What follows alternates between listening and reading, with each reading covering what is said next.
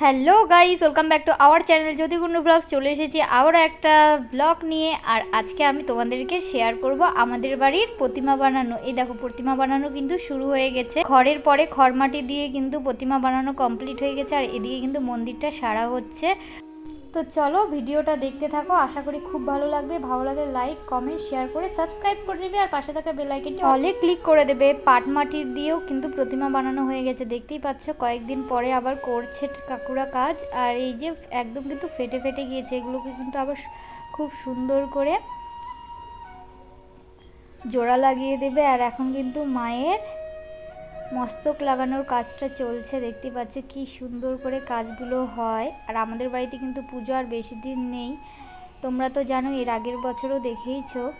তো এই বছরও তোমাদের সাথে গোটা পুজোটাই শেয়ার করব। আর এদিকে দেখো, মা মনসার কিন্তু তীর কাজ চলছে এখন।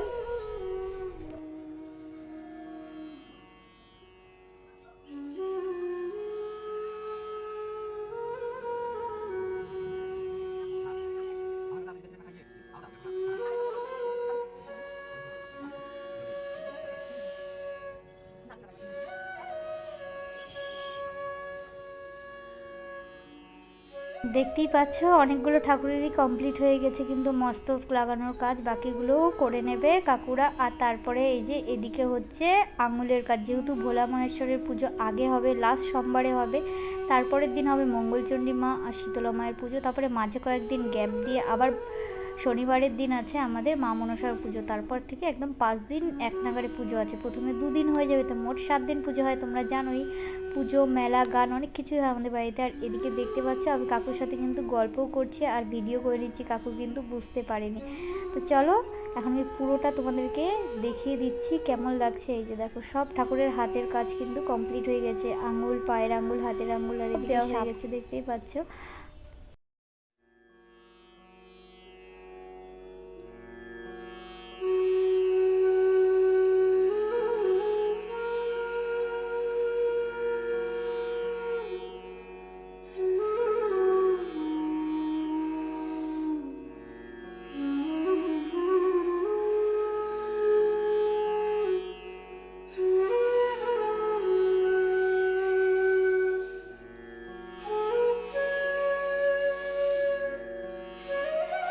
আজকে চলছে প্রতিমার গয়নার কাজ।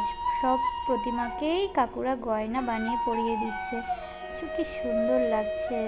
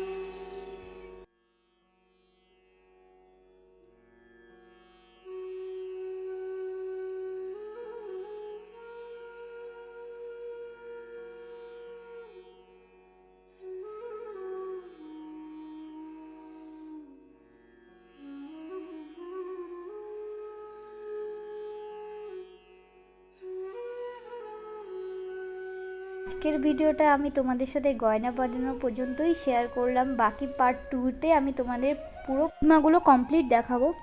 কেমন লাগলো ভিডিওটা কমেন্ট করে জানাতে ভুলবে না। আর ভিডিওটা ভালো লাগলে অবশ্যই শেয়ার করবে। তো দেখা হবে নতুন কোনো ভিডিওতে বন্ধুরা, টাটা।